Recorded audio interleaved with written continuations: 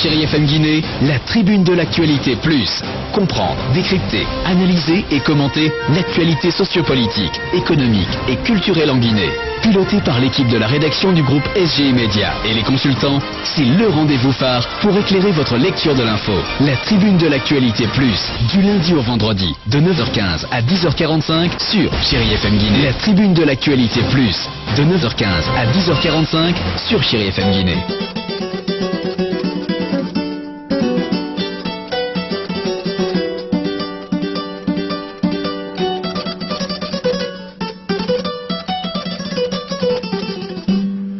Mesdames et messieurs, bonjour. Nous sommes mercredi 27 janvier 2016. Bienvenue dans cette émission. Toutes nos excuses par rapport à ce retard, indépendamment de notre volonté. Un invité ici dans ce studio et sur ce plateau, c'est bien Monsieur Baouri. Il est vice-président de l'UFDG. L'UFDG, c'est bien l'Union des forces démocratiques de Guinée. Avec lui, nous allons tout à l'heure parler de son exil du côté de la France, son retour au pays, ses priorités au sein de son parti, l'UFDG. Bref, nous allons faire la revue des derniers développements de l'actualité sociopolitique de notre pays. C'est lui d'ailleurs qui a accusé du retard, chers auditeurs. Vous avez commencé à impatienter, je le dis bien, ce n'était pas de notre faute. C'est l'invité qui a accusé du retard. L'émission devrait commencer à 9h15, qu'à cela ne tienne. Nous allons rallonger pour vous mettre à l'aise, chers auditeurs et téléspectateurs. Monsieur Ba, bonjour et bienvenue dans cette émission. Bonjour Condé, bonjour Chérie FM, bonjour à tous les auditeurs et je présente mes excuses. Vous savez, je viens d'arriver, les embouteillages de Conakry, bon, c'est indépendant de c'est une habitude pour nous. Hein? Daouda Mohamed Kamara, bonjour. Bonjour Bakar Condé, bonjour à Monsieur Baouri. Merci. La mise en onde côté radio est assurée par Kandé Al-Bouhari Sanko, assisté de Kandé Omar Kamara. La réalisation côté TATV, comme chaque matin, assurée par Alassane Diallo et toute son équipe, composée ce matin de Konkoba Kouyaté, Madame Keta Diaré Diallo, également Morou Kamara ici à la présentation Abouakar Condé. Première question, plus de 4 ans, vous êtes coupé de la Guinée, vous étiez du côté de Paris. Comment vous avez traversé cette période, Monsieur Ba? Si tu me permets, Bakar Condé, je préfère d'abord qu'il réponde à cette question. Et vous préférez qu'on vous appelle premier vice-président de l'UFDG ou vice-président simplement de l'UFDG? Je suis le premier vice-président de l'UFDG. Une précision. Merci à Bakar Condé maintenant. Non, mais je m'engouffre dans la brèche. Premier vice-président, puisque nous avons demandé, on dit que tous les vice-présidents s'équivalent, mais rang protocolaire, vous venez juste après le président du parti. Ça n'a pas de sens. Tous les hommes sont égaux en droit et en devoir. Les vice-présidents, y compris le président, sont tous égaux. Chacun a sa responsabilité, son degré de légitimité et la responsabilité qui lui est confiée. Les peuples militants de l'UFDG ont élu Cellou Dalein, président de l'UFDG, Baouri, premier vice-président de l'UFDG, remplace le président en cas d'absence ou d'empêchement. C'est le congrès souverain de l'UFDG qui l'a décidé et ça doit être acté et compris et appliqué par tout le monde, malgré, comme on le sait, certains veulent taire certaines choses qui les dérangent. À présent, la question. Qui sont ces certains? Vous le connaissez, ça n'a pas de sens, on aura le temps de revenir. 4 ans et demi, vous êtes hors du pays, à l'exil. Dites-nous, tout ne peut pas être rose, comme tout aussi ne peut pas être très dur pour vous. Dites-nous comment vous avez traversé cette période d'exil. Bon, comme je le dis, je remercie le ciel, de Dieu, de m'avoir permis d'avoir la vie sauve, d'avoir pu être en liberté, d'avoir pu me réfugier en France. Et c'est l'occasion pour moi d'abord de remercier la France qui m'a accueilli au moment où j'étais dans une situation désespérée. C'est également le moment de remercier tous ceux et toutes celles qui, durant cette traversée du désert, m'ont apporté leur solidarité, leur sentiment de compassion pour m'accompagner, m'aider. Et à ce niveau-là, je vous remercie, Chérie FM, la presse, de cet accompagnement qui a transformé cet exil non pas en exil de manière globale, mais ça m'a permis d'assurer une certaine présence au pays sans pour autant être physiquement en place. Donc je vous remercie. Et c'est l'occasion également de remercier, et je le dis à haute et intelligible voix, le président Alpha Condé d'avoir accordé la grâce à 171 personnes, y compris ma modeste personne, pour que je puisse rentrer dans mon pays, et depuis le 24 juin, je suis là. Donc vraiment, c'est une occasion pour moi, avec beaucoup plus d'humilité et de modestie, de remercier Dieu et le peuple de Guinée. Les exilés actuels ou les anciens exilés disent toujours que l'exil n'est pas du tout facile. Est-ce que c'est le cas pour vous? L'exil n'a jamais été facile. Que ce soit sur le plan physique, que ce soit sur le plan sentimental, que l'environnement, l'exil c'est une mort à moitié. Il y a des gens qui sont morts littéralement. L'exil les a complètement cassés. Ça les a détruits. Bien entendu, encore beaucoup plus grave, tu as l'air d'être libre alors que tu es totalement amputé. Au point de vue psychique, au point de vue intellectuel, au point de vue de perspective, c'est comme si tu as tout un mur autour de toi. Et cet exil va au-delà de sa petite personne. Tu as une famille, tu as des relations qui se disent on ne pourra plus le revoir. Et des gens meurent, des gens qui vous ont cher meurent, vous ne pouvez pas être en place pour les assister. Donc c'est quelque chose d'une... Est-ce qu'il est arrivé un jour dans votre vie que vous disiez à un moment donné que voilà que je suis en train de littéralement mourir aujourd'hui, comme d'autres exilés, comme vous l'avez dit, meurent littéralement? Est-ce que cela vous est arrivé de vous le dire? Est-ce que vous avez perdu le moral? Bon, je pense que le monde a évolué, le monde a changé. Et grâce à vous, grâce à ces réseaux d'information, grâce à une possibilité de communiquer par-delà les frontières, l'exil que j'ai vécu a été un exil physique. Intellectuellement et politiquement, c'est vrai, c'était handicapant, mais en réalité, avec vous et avec beaucoup d'autres, je ne me suis pas senti complètement abandonné, isolé et sans autre perspective. À mon niveau, ça m'a permis d'avoir du recul, de comprendre mieux un certain nombre de choses, de comprendre mieux le fonctionnement de la nature humaine, le comportement de la société guinéenne, et en fin de compte, je n'en ai pas souffert comme il y a 30 ans, 40 ans, d'autres en ont souffert, en ont pâti et se sont littéralement noyés, certains dans l'alcoolisme, d'autres dans des situations déviantes, d'autres dans un comment on appelle ça, dans une rupture totale avec le pays natal. Personnellement, ça m'a permis de créer une autre relation plus passionnelle avec la Guinée. Depuis Paris, même à vos déplacements vers le Sénégal par exemple, c'est un Baouri très attaquant, très, je vais dire, très révolté par moments contre la gouvernance de Alpha Condé. Est-ce que c'est le même Baouri qu'on peut aujourd'hui avoir en face? Non, c'est toujours le même Baouri. Je suis d'une sensibilité politique, j'allais dire aiguë, par rapport à des situations où je sens que mon pays pourrait être dans une dynamique qui pourrait nuire à l'intérêt national. Pas par rapport à une personne qui est au pouvoir, par rapport à l'intérêt national. C'est l'une des raisons premières qui motive mon engagement politique dès ma prime enfance. Et j'avais des inquiétudes. Ces inquiétudes ne sont pas toutes levées. Mes inquiétudes, c'était que la gouvernance nous amène à un choc qui ferait que la Guinée, au lieu de se ressaisir, d'avoir un sursaut patriotique, se mette à se déchirer, à être ensanglantée. Il y a eu des moments où des personnes ont été tuées, des personnes ont été emprisonnées, ou à un moment où on a cru que cette situation peut amener le cataclysme total.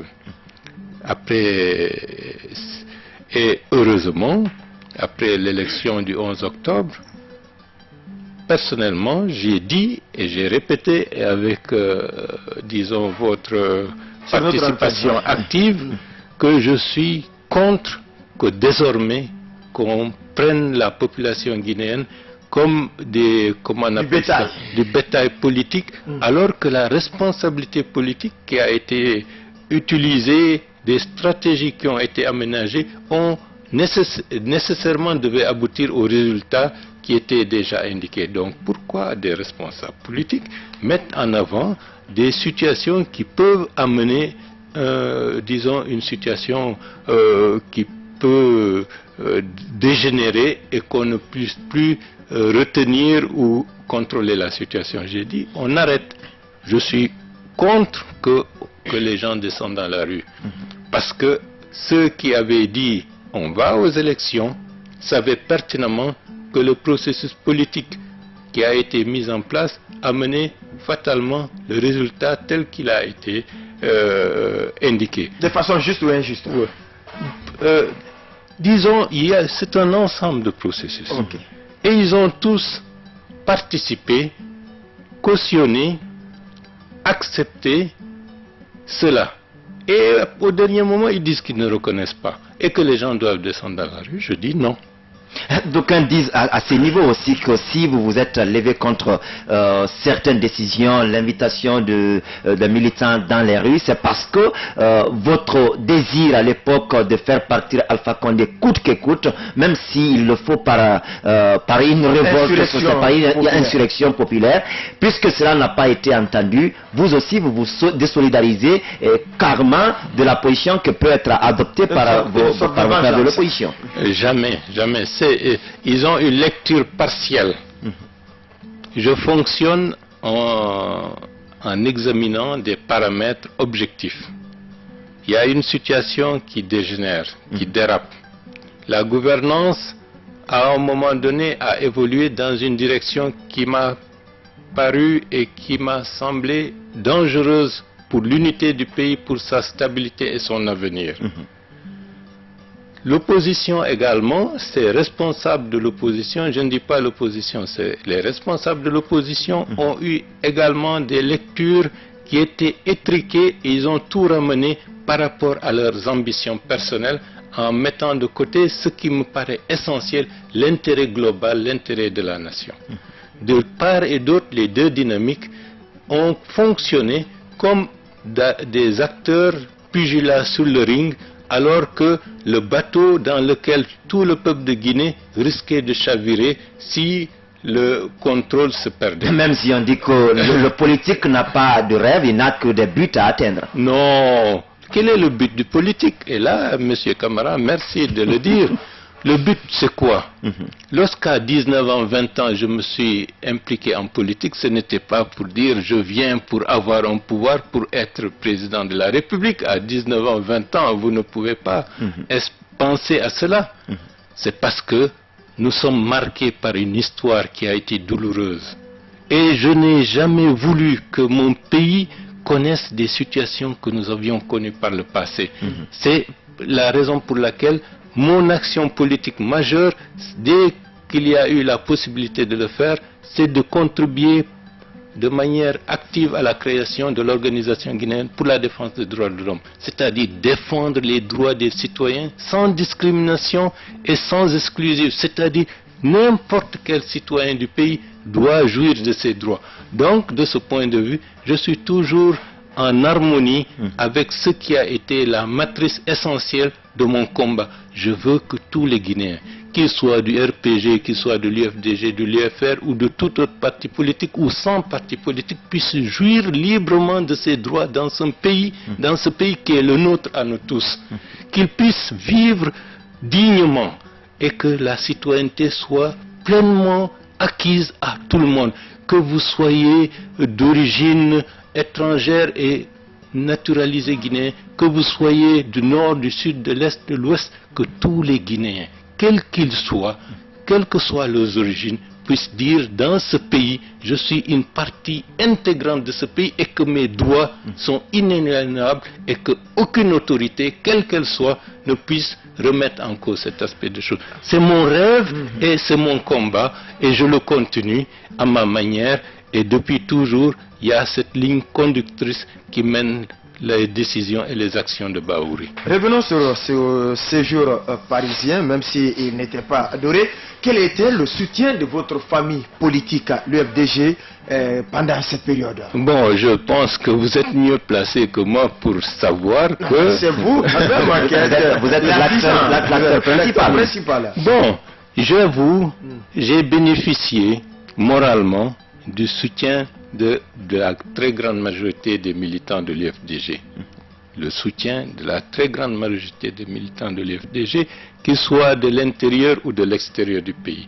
Et de ce point de vue, je n'ai pas à souffrir d'une quelconque ostracisme de la part des militants de l'UFDG. Mais par rapport au directoire qui est à côté de celui d'Alain, ça a été, dans une certaine mesure, une déconvenue majeure pour moi. Parce que j'estimais, lorsque eux, ils pouvaient être en difficulté, je me lèverais pour défendre leurs droits. Quelles que soient nos opinions par rapport à des situations, je me lèverais pour défendre leurs droits. Et je l'avais fait et je continuerai de le faire si, à un moment donné, leurs droits ont été brimés de manière injuste. Mais j'ai constaté qu'en ce qui me concerne, ils n'ont pas été à la hauteur de leur responsabilité politique, de leur responsabilité morale et de leur loyauté vis-à-vis de l'UFDG. Quelle devait être concrètement leur responsabilité morale ou...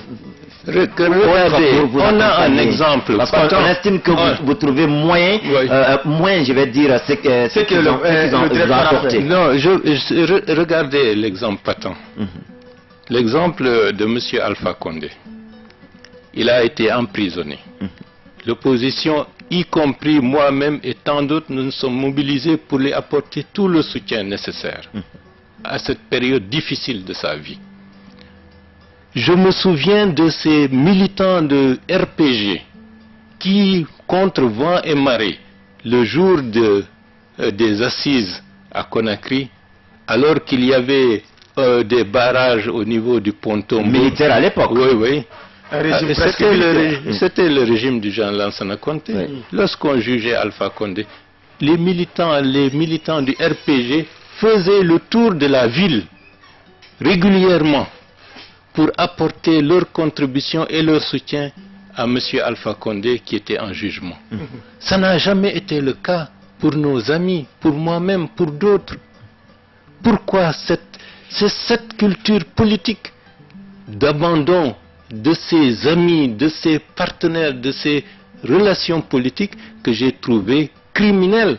Parce que ils ne se sont pas contentés de garder un silence, ils ont même contribué par des campagnes de presse, par des déclarations incendiaires pour contribuer à vouloir m'enfoncer, m'enterrer davantage. Ça, en politique ou dans la vie courante, comment on appelle ça? C'est une trahison. Mais pourtant, si tu le permets, pourtant, M. Ba, tout au début, je me rappelle, j'ai souvent pris Fodéou sous l'un des vice-présidents de ce parti, vous concernant, il vous a toujours disculpé dans cette affaire. Je suis d'accord. Et il était toujours à l'avant-garde devant la presse pour dire que M. Bahouri, jusqu'à preuve du contraire, était un accusé. Nous demandons au président de la République de le laisser rentrer dans son pays. Je suis d'accord. Il y a eu des évolutions en dents de scie. Mais je préfère ne pas rentrer dans ces détails. Il y a eu des évolutions en dents de scie, des déclarations antérieures, pas simplement de lui, de d'autres, qui ont été cautionnées par l'entourage de Selou, qui n'ont pas été démenties. En 2012, 2013, les choses ont évolué dans un autre sens à partir de 2014 suite à notre rencontre de Dakar. Mais ces 3 derniers mois, ça a été vraiment l'incendie avec tout ce que vous avez entendu comme déclaration, tout azimut. Mais ce qui est le plus important. Est-ce que ce n'est pas vous qui avez occasionné cela? Est-ce que si on se bat et que vous ne le reconnaissez pas, cela n'amènerait pas les gens à un repli finalement? Non, quel repli? J'ai toujours apporté ma contribution. J'ai toujours, par rapport à la situation politique, j'ai toujours indiqué, à mes yeux, la meilleure voie à suivre pour ne pas qu'on se retrouve dans l'impasse. Je n'ai jamais été entendu, je n'ai jamais été consulté. Mais en ce qui concerne ma personne, tous ceux qui ont fait du bien, dans le cadre de ces personnes qui sont emprisonnées, je les remercie. Je les remercie. Je ne garde pas rancune. Il y a beaucoup de personnes qui, à un moment donné, avaient tenu des propos qui étaient désobligeants à mon égard. Je n'en tiens pas compte dans la mesure où ils ont évolué. Ceux qui m'insultent aujourd'hui, qui vomissent sur moi, demain, ils changeront. Et ça n'empêchera pas que ce seront aussi des membres de l'UFDG. Et je n'aurai pas de rancune à leur égard.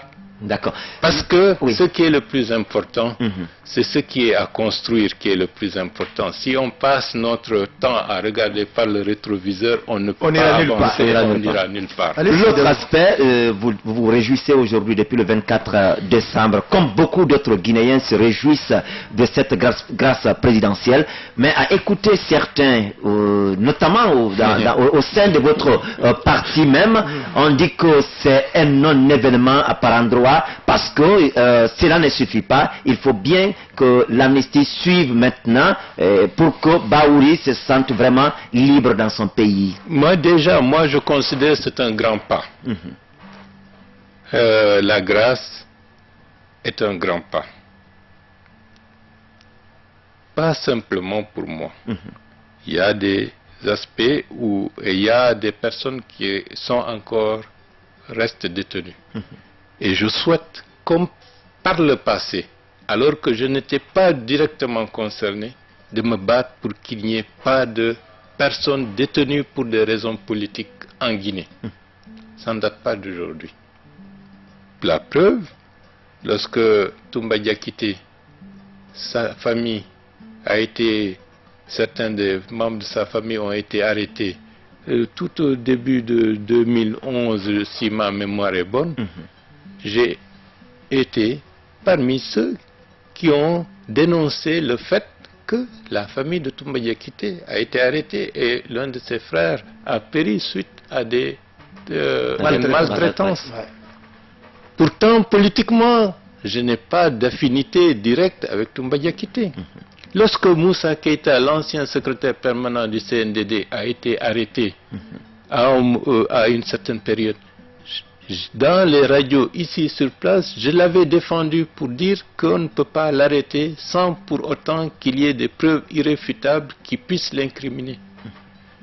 Dans ma jeunesse, la première manifestation politique, pour protester contre l'utilisation des balles réelles sur des citoyens guinéens, sur les étudiants, c'était le 25 novembre 1990. Où le jeune Sékou Traoré a été abattu dans l'enceinte de l'université Gamal Abdel Nasser. Nous avions été là pour protester et c'était l'occasion de ma première arrestation en tant que citoyen engagé avec Thierno Madjoussou. Donc, paix à son âme. Donc, cela veut dire que ce combat pour les libertés, pour le respect des droits de tous les citoyens sont un combat permanent qui vont au-delà de l'étiquette qu'on peut avoir à un moment ou à un autre. Et dans ce combat, je l'ai fait avec beaucoup de gens qui aujourd'hui sont au RPG, d'autres sont ailleurs, d'autres, etc., ne sont plus de ce monde. Et c'est l'une des raisons de ma vie. Et je continuerai. Je n'aime pas l'injustice. Je ne veux pas qu'il y ait l'injustice ni pour mon camp, ni contre ceux qui sont mes adversaires. Je veux que ce pays soit un pays de liberté, un pays de droit, un pays de légalité où personne ne peut se dire parce que je suis ceci, mes droits sont brimés. Et ça, c'est un combat qui nous appartient et qui appartient à tout le monde au-delà de la politique ou de ceci ou de cela. Et je voudrais et je prie Dieu de me permettre d'avoir toujours la lucidité et la sagesse politique d'être en conformité avec cet engagement qui constitue vraiment la ligne directrice que je considère pour ma vie. Et toujours dans cette lancée de l'amnistie, on a demandé des juristes et ils nous ont laissé entendre qu'il faut qu'il y ait une action engagée par un certain nombre de députés, alors que l'UFDG a 37 députés à l'Assemblée nationale. Est-ce que aujourd'hui, avec tous les propos entre Bahouri et son président, peuvent faciliter l'engagement des députés à l'Assemblée nationale pour votre amnistie, de prendre une proposition, l'initiative d'une proposition de loi dans ce sens, puisque les 37 députés suffisent largement pour entreprendre une action dans ce sens. Ça vous fait rire? Non, ça ne me fait pas rire. C'est pour cela ceux qui ont considéré que c'était un non-événement, alors que ceux qui ont fait ces déclarations sont des députés. Cela veut dire qu'il leur manque une bonne lecture de leur propre rôle en tant que député. Ceci dit, la question qui est posée va au-delà d'un camp. Ça concerne l'ensemble des députés, tout à fait. En âme et conscience. Est-ce que la société guinéenne aujourd'hui a besoin d'une décrispation en profondeur? Tout à fait. Elle a besoin d'une décrispation en profondeur. Le président Alpha Condé a fait un grand pas. La Constitution lui accorde le droit de manière discrétionnaire d'accorder des grâces présidentielles. C'est ce que la Constitution lui accorde comme droit. Il ne peut pas aller au-delà. Le reste, c'est à l'Assemblée nationale d'envisager les modalités pour qu'il y ait une amnistie. Donc cela veut dire que les responsabilités sont bien situées. Bien entendu, le président de la République a la possibilité de faire des propositions à travers le gouvernement pour qu'il y ait un projet de loi. Maintenant, on ne va pas anticiper. Le président Alpha Condé est absent de Conakry et je pense, dès son retour, je le rencontrerai et ce sera une occasion certainement de parler d'un certain nombre de questions qui me concernent administrativement, politiquement et au-delà de moi-même, d'autres questions d'intérêt national. Et je ne manquerai pas de souligner que l'intérêt de notre pays aujourd'hui, c'est de tourner la page d'un passé qui a divisé, qui a crispé les relations entre des hommes et des femmes qui n'auraient pas dû être dans cette situation, mais qui auraient dû, dans un contexte approprié, travailler la main dans la main pour l'avenir. Et il faut construire l'avenir. Et cet avenir a besoin, disons, d'assurance, de mesures concrètes, encore plus profondes, pour que les Guinéens puissent avoir confiance, reprendre confiance en leur pays et en leurs possibilités, que demain sera totalement différent de ce qui a déjà eu lieu. L'invité ici, dans ce studio et sur ce plateau, c'est bien M. Bahouri, vice-président de l'Union des forces démocratiques de Guinée avec lui. Nous sommes en train de faire la relecture des derniers développements de la situation sociopolitique du pays. Revenons-en maintenant à son arrivée, Daouda Mohamed. À quelques heures ou jours d'ailleurs, il y a eu beaucoup de polémiques autour de la manière dont vous devez être reçu ou comment vous vous êtes adressé au parti pour annoncer votre retour. Dites-nous concrètement qu'est-ce que dit les textes de votre parti pour annoncer par exemple votre retour au pays après 4 années et demie. Non, déjà avant que je ne revienne, avant même cette grâce, vous savez ce que certaines personnes ont déclaré, que Bahouri a reçu 200 000 euros. On va y arriver. Pour déstabiliser l'UFDG. Quelque chose que j'ai pratiquement enfanté, qui a constitué pratiquement presque l'essentiel de ma vie depuis que je suis embrassé la politique.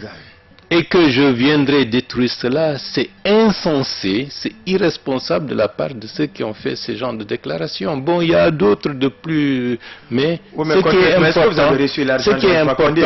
qui est important. Est-ce que vous avez reçu l'argent des mains du président Alpha Condé? Je n'ai pas reçu l'argent des mains du président Alpha Condé. Allez-y. Bien. Bon, maintenant par rapport à l'accueil, c'est eux qui devraient se charger de l'accueil.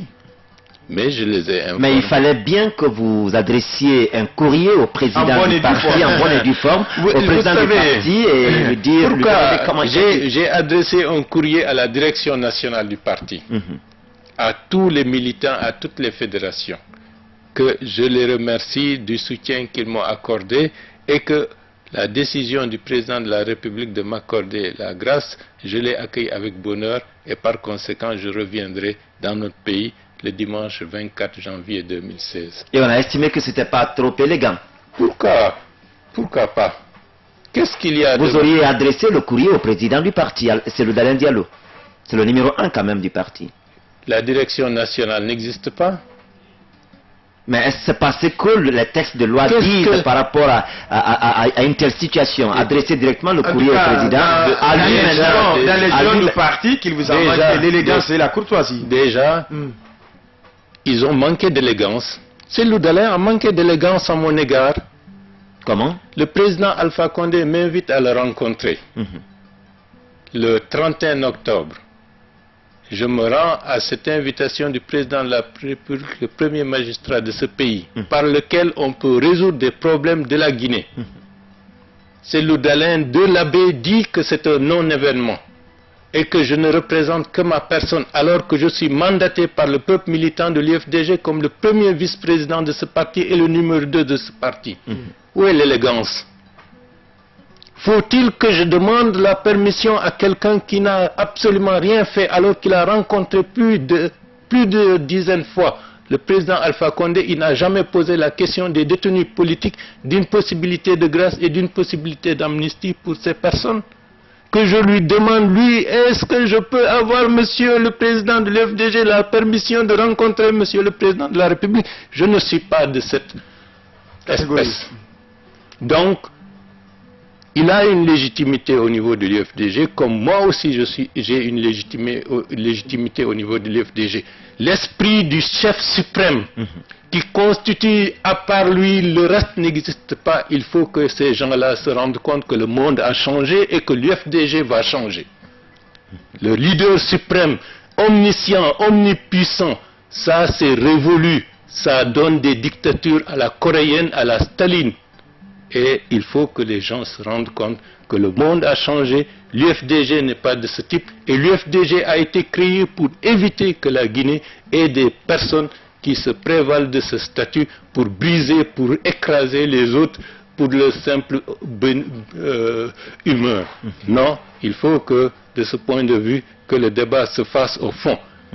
Pourquoi je dis ça? Ce n'est pas pour manquer de courtoisie à M. Dallin, mais c'est parce que ce pays qu'est la Guinée, ce peuple guinéen doit se réveiller et se rendre compte que toute personne, quel que soit son rôle, quelle que soit la fonction qu'il occupe, il a un mandat et ce sont ceux qui lui ont donné ce mandat qui sont souverains. Il doit rendre compte de sa gestion, il doit avoir l'humilité de se dire on m'a confié une responsabilité à travers un mandat précis. Je n'ai pas à me présenter comme si tout part de moi, tout doit revenir de moi avant que quelqu'un ne puisse éternuer, qu'il me demande la permission. Donc on a connu des dessein le fait de ne pas adresser la lettre au président directement au président du parti. Quelqu'un qui m'a manqué de courtoisie, faut-il que je lui adresse la lettre pour dire je reviens dans mon pays? Je m'adresse à l'institution. Et l'institution, c'est la direction nationale, les fédérations, les militants. C'est eux l'institution. Y compris lui-même, il appartient à la direction nationale du parti. S'il estime qu'il est au-dessus de cela, ça c'est un autre problème. Mais moi, j'ai adressé à mon parti, aux structures, à l'institution, qu'est l'UFDG, à laquelle j'appartiens totalement, l'invitation, l'information, comme quoi que je rentre, et ils m'ont accueilli. Alors, cet accueil, comment vous l'avez apprécié et à quelle autre, si vous ne l'appréciez pas positivement, à quelle forme d'accueil vous vous attendiez quand vous quittiez Paris? Je pensais que tout l'UFDG, indépendamment des questions de rivalité, d'opposition, toute l'UFDG aurait accueilli un des leurs qui a été exilé pendant 4 ans et demi. Avec ferveur, avec enthousiasme. Mais je constatais qu'une petite poignée d'éléments voulaient ma mort. Et ils m'avaient déjà enterré politiquement. Ils voulaient ma mort. Le parti a quand même précipité ou a dépêché à l'aéroport une délégation pour aller vous accueillir. Bien et sûr. le président du parti, le président du parti vous a attendu avec les sages et le bureau politique national. Parlons-en. Allez-y. Je remercie tous les militants de l'UFDG qui se sont déplacés et qui m'ont accueilli de l'aéroport jusqu'au siège du parti et qui m'ont ramené à mon domicile. Je les remercie et à travers eux, je remercie tous les militants de l'UFDG de par le monde, en Guinée et à l'extérieur, qui ont été solidaires à cet événement. Et ça a été un accueil chaleureux, massif, et ça me va droit au cœur. Maintenant, certains éléments de la direction, il y a 72 heures avant mon arrivée, avaient fait des déclarations, il ne faut pas que Bahouri soit accueilli. Ça, vous l'avez lu. Ils l'ont fait.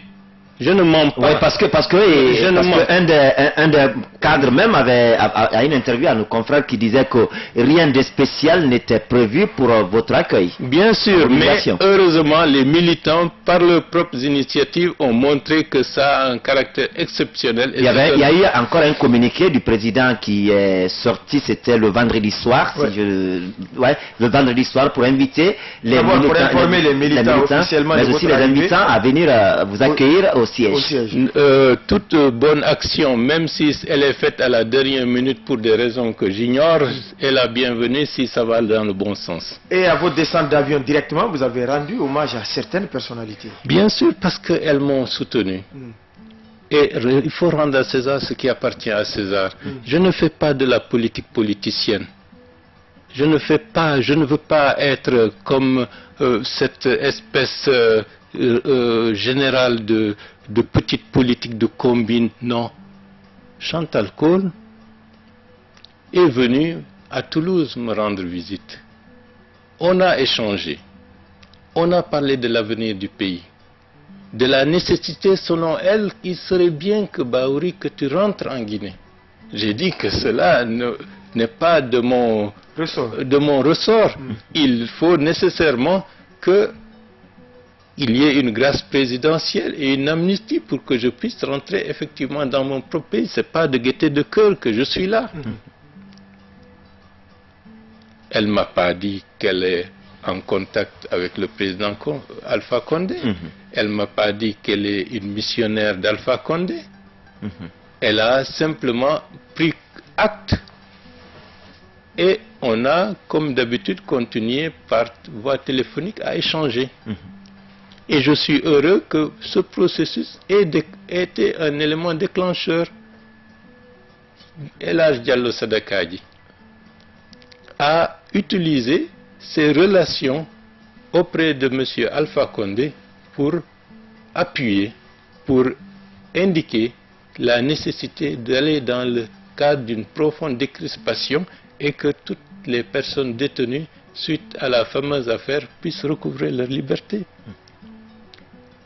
C'est tout à fait normal et humain de lui rendre hommage. Il y a également M. El Hadj Ba Ousmane, puisque j'ai été le ministre d'État, puisque j'ai été informé, qui a œuvré dans les coulisses pour que cela puisse arriver. Je n'oublie pas également les jeunes de l'amicale des soutiens des détenus politiques qui, bien avant tout cela, se sont activés avec leurs maigres moyens pour faire des pétitions, pour aller rencontrer un peu partout des notabilités, comme le doyen El Hadj Saykou Yaya Bari, comme le feu El Hadj Boubacar de El Hadj Mamadou, du moins de Mamou, qui était un des éléments qui était très actif pour intercéder auprès de M. Alpha Condé la nécessité d'aller dans le sens d'une décrispation il y a plus d'1 an. Paix à son âme. Paix à son âme, oui. Bon, donc c'est pour vous dire qu'il y a beaucoup de personnes, peut-être certains, je ne suis pas au courant, mais qui se reconnaîtront à travers l'hommage que je rends à toutes les personnes qui se sont investies effectivement pour qu'il y ait une solution la plus idoine pour qu'on tourne la page de cette affaire. Et je les remercie au nom des détenus, au nom des personnes qui sont encore incarcérées, je les remercie et de fond du cœur, et que cet acte, nous n'oublions pas, nous ne minimisons l'effort de personne, et si on oublie de citer certains, ce n'est pas par volonté de... Parce que la liste est longue. La liste est longue. Et on ne peut pas se rappeler tout le monde. Bien sûr, et on n'est même pas au courant de ce que certains ont fait dans les coulisses, parce qu'ils l'ont fait dans l'ombre, sans chercher à avoir une reconnaissance.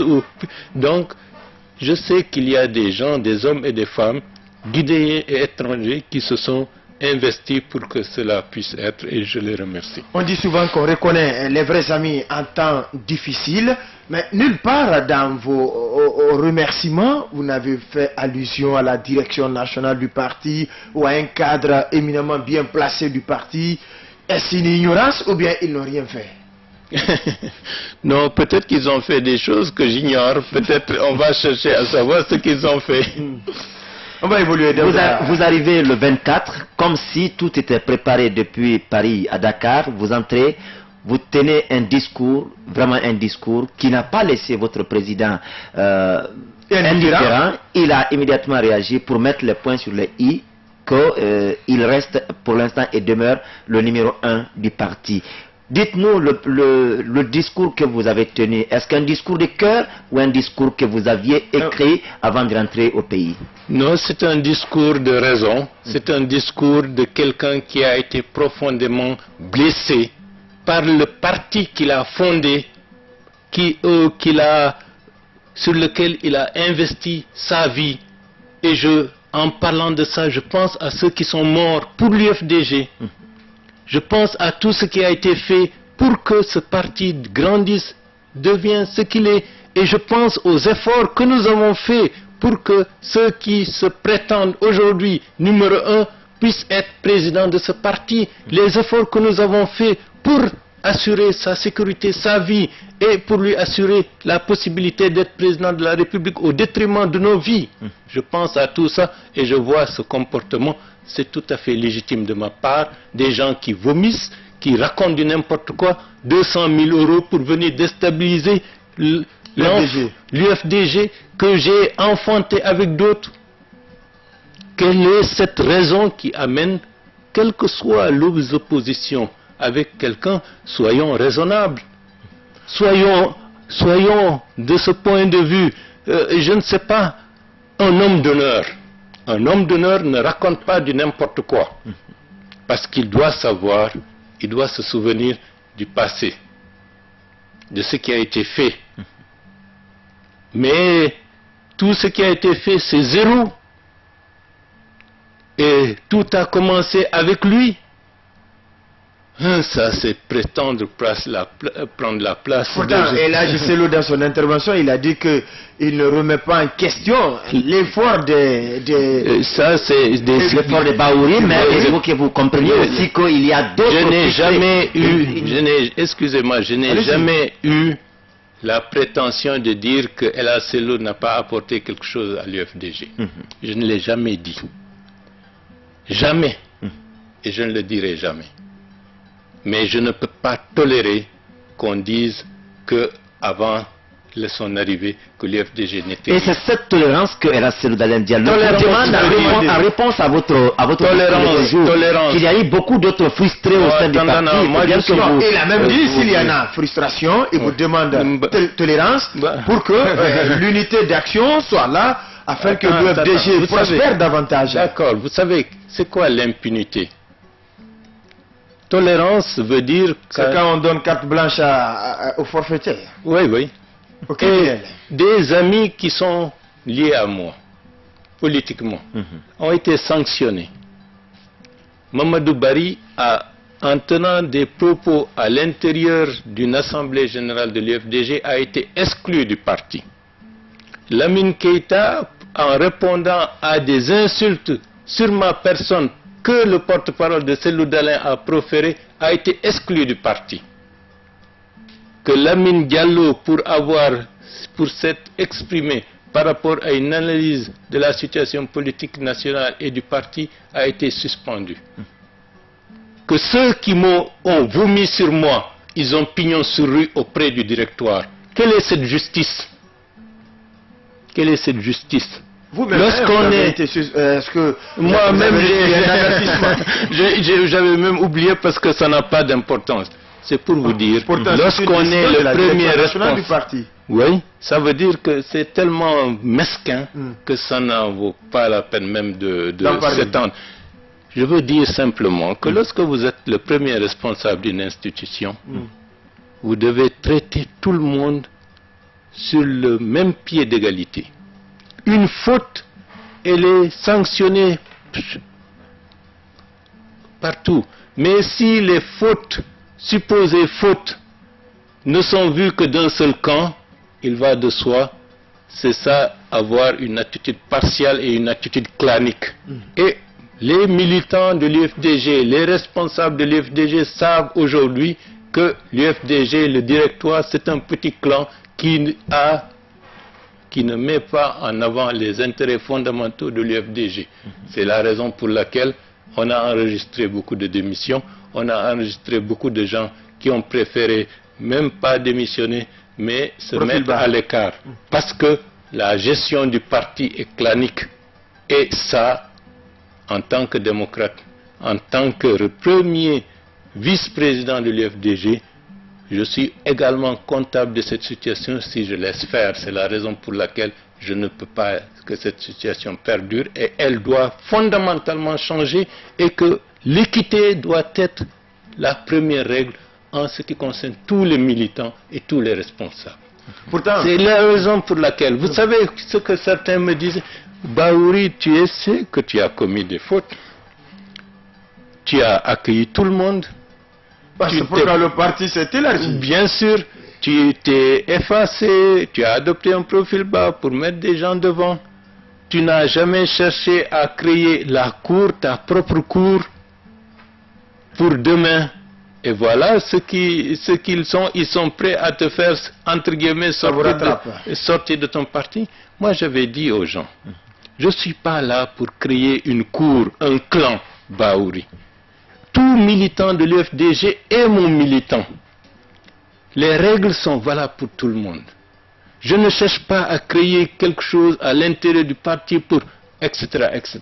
C'est ça la vocation, la fusion que je voulais avec les différents apports qui sont venus au cours du temps. Malheureusement, certains étaient déjà venus à l'UFDG avec une vision, on va aller s'emparer d'une citadelle et exclure tous les autres et après dire que c'est nous qui sommes ceci et cela. C'est ça la stratégie que Seloudanin a appliquée. Et malheureusement pour lui, elle a atteint ses limites et heureusement, nous sommes vivants, nous sommes là et l'UFDG reprendra le chemin qu'il n'aurait pas dû déserter pour encore rassembler plus largement, être plus fort, plus moderne, plus attractif et restaurer son image et sa crédibilité sur la scène internationale. Monsieur Bahouri, autant on parlera de l'origine de l'UFDG, votre nom forcément sera cité. Ce que certains voulaient effacer.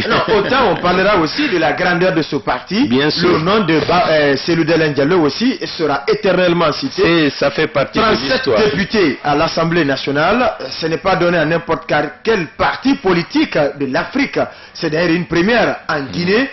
124 représentations sur 128 délégations spéciales. Beaucoup estimeraient que vous devez vraiment féliciter, congratuler la direction nationale du parti pour l'avoir étendu sur toute l'étendue du territoire. Ok, je comprends. C'est l'argumentation qui est donnée. Mais c'est une évidence aussi. Oui, c'est une réalité. Mais lorsque vous dites ça, combien de personnes ont été tuées? Combien de destructions ont été enregistrées? Combien de nos militants ont tout perdu? Combien de personnes ont été emprisonnées? Combien de personnes ont été handicapées? Est-ce que nous sommes dans une dynamique porteuse pour le pouvoir, pour être au pouvoir? Ou est-ce que nous sommes dans une impasse qui risque à terme, si elle se prolonge, d'anéantir le parti? Ce sont des questions fondamentales. Il ne faut pas faire de l'arithmétique. Simplement, il faut avoir une vision globale. Et lorsqu'on fait le bilan malheureusement est très lourd. On a eu beaucoup de destruction en vie humaine, en richesse matérielle, etc. Et politiquement, nous sommes, lorsqu'on regarde la stratégie qui a été appliquée, nous sommes dans une forme d'impasse. Et il faut sortir de cela. C'est la raison pour laquelle un bilan, il ne faut pas qu'il soit partiel, il faut qu'il soit global. C'est maintenant, par rapport à tout cela, je n'ai jamais dit qu'ils n'ont pas fait, mais c'est notre œuvre à nous tous.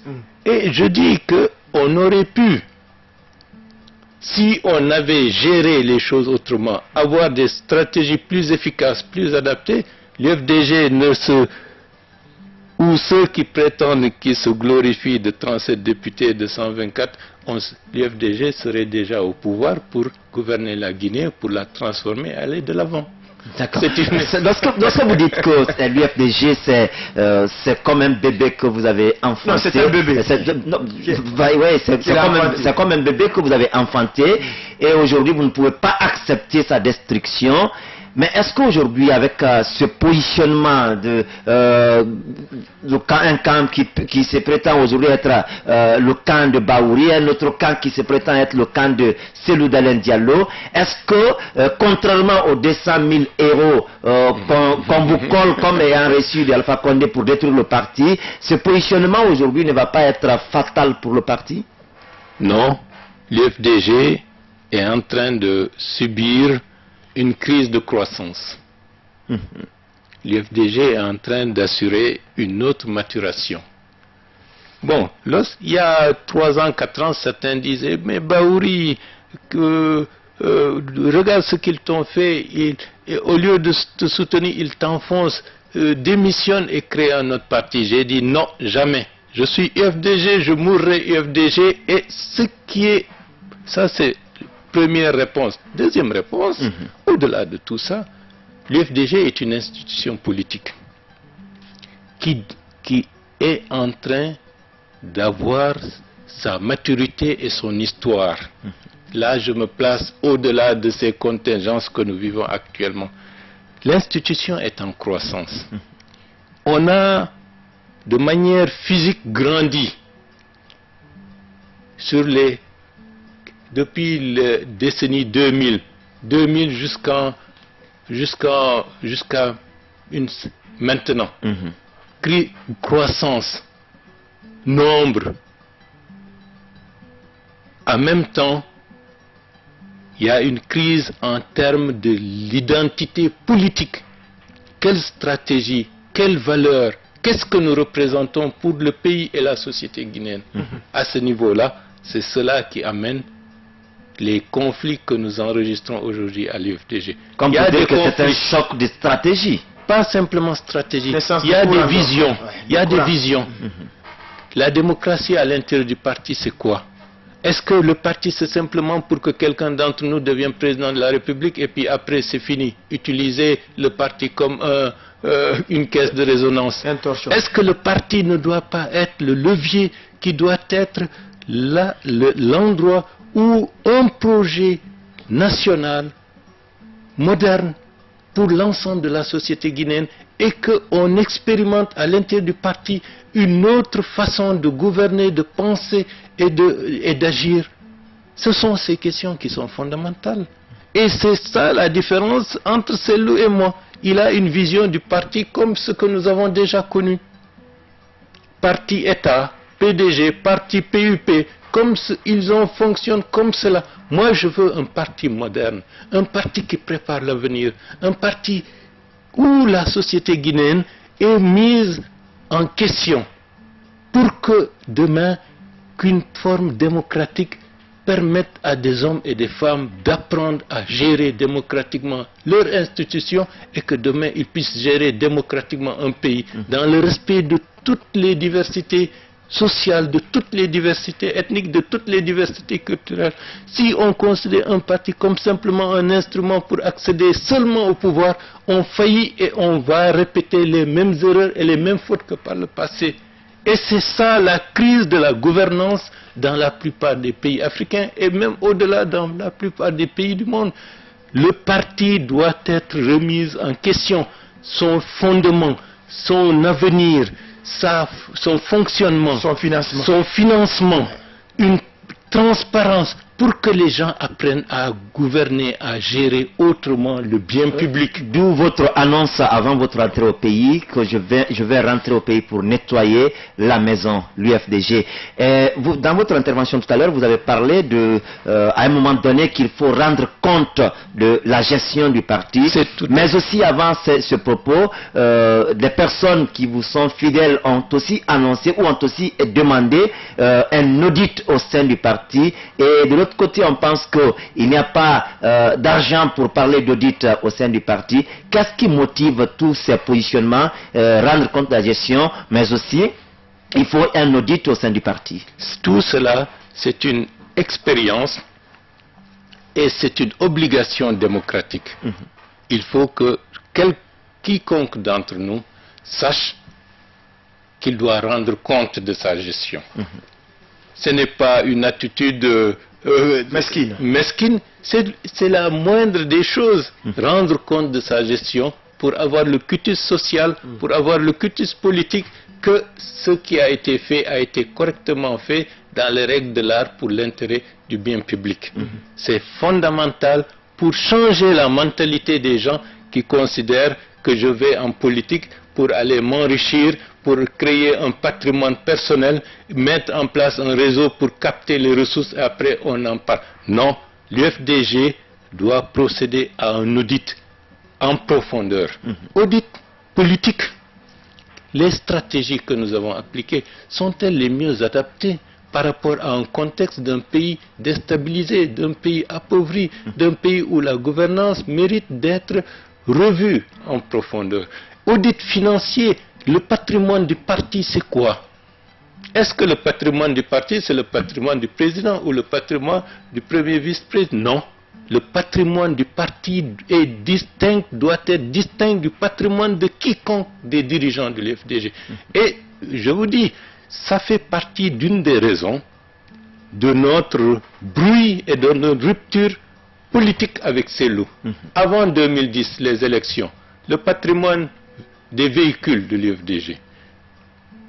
J'ai demandé, Saliou Bella à l'époque était avec nous, il était le président de AFIA. J'ai demandé à Selou, Saliou Bella et moi, il faut qu'on distingue le patrimoine de l'UFDG du patrimoine des uns et des autres, pour qu'on sache qu'est-ce qui appartient à l'UFDG.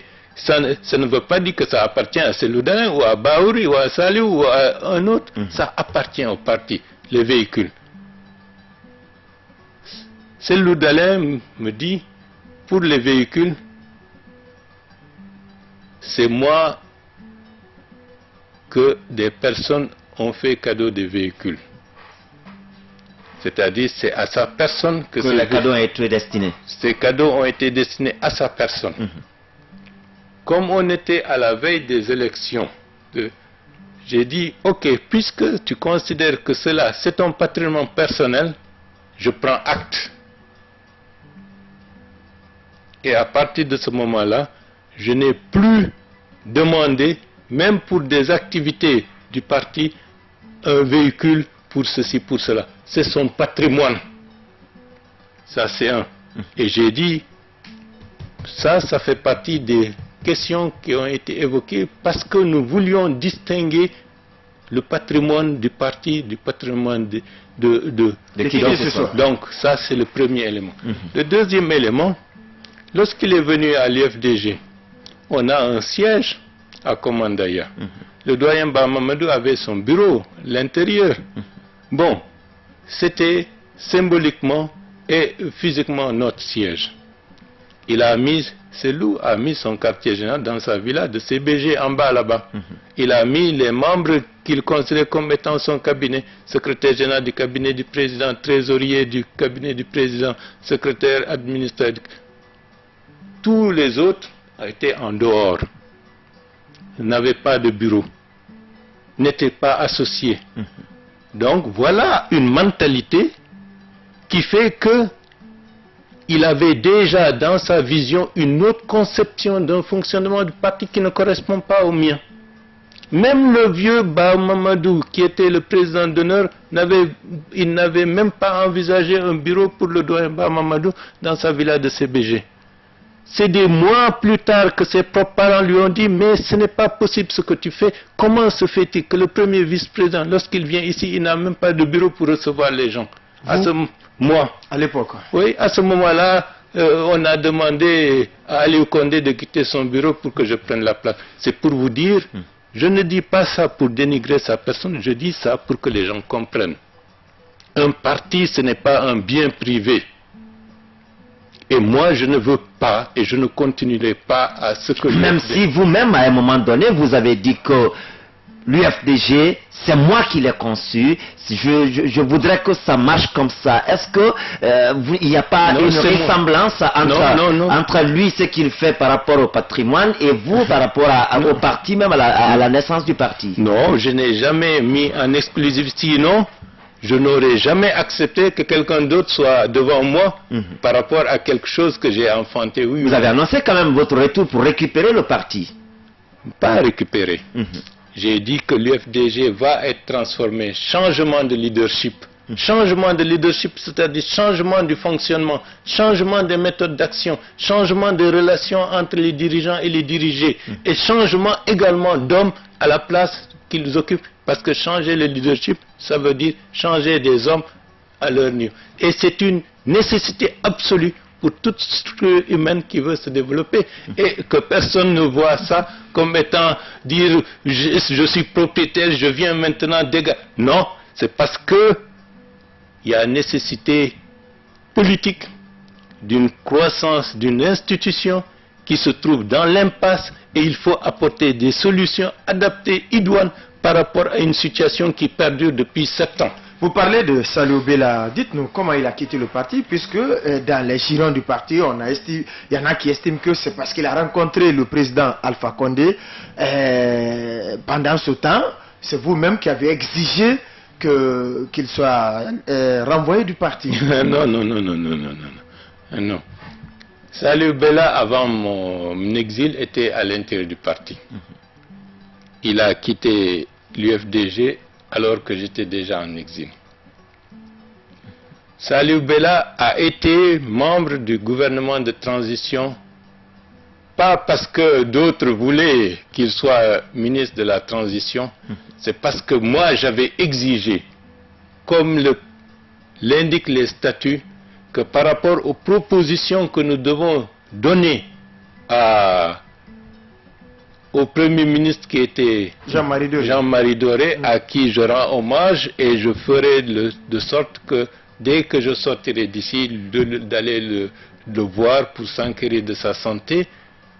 Donc, dès la nomination de Jean-Marie Doré, une discussion a eu lieu en notre sein pour savoir quelles sont les personnes qui seront proposées. Je suis, sans entrer dans les détails, la personne qui a exigé que les noms qui doivent être déposés auprès du Premier ministre Jean-Marie Doré respectent le rang protocolaire conformément au statut de l'UFDG. Donc, puisque moi, je n'étais pas personnellement candidat pour y être, et là, le président n'était pas candidat pour y être, le rang protocolaire, c'était Saliou Bella en première position. Et les autres suivent. C'est ça qui a permis à Saliou Bella d'être ministre dans le gouvernement de transition. Et Saliou Bella a acquis une expérience et des relations au niveau de ce gouvernement. Et après la défaite de 2010, il a estimé qu'il ne peut pas continuer à évoluer, à mon avis, dans un parti d'opposition. Et il a préféré se rapprocher de la mouvance présidentielle, ce qui est son droit. Ce qui est son droit. Et puis, Cellou Dalein Diallo a déclaré sur RFI qu'il vous a appelé à la tolérance et au pardon s'il y a eu frustration pour faire face à l'enjeu qui est l'unité et la crédibilité de l'UFDG.